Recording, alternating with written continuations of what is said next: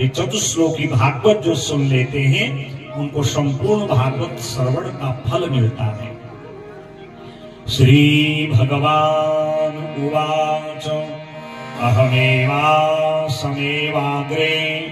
नान्यत् यद सत सत परम पश्चादहं यदेतच्च यो शिष्येत सोऽस्म्यहम् ऋतेर्थं यत् प्रतीयेत न प्रतीत चात्मनि तद्विद्यात् आत्मनो माया यथा भासो यथा तमः यथा महान्ति भूतानि भूतेषु चावचेष्वनु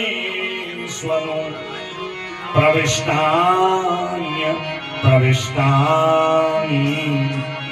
तथा तेषु न देष्वहम् एतावदेव जिज्ञास्यम् तत्त्वजिज्ञासुनात्मनः अन्वयव्यतिरेकाभ्याम् यस्यात् सर्वत्र सर्वदा।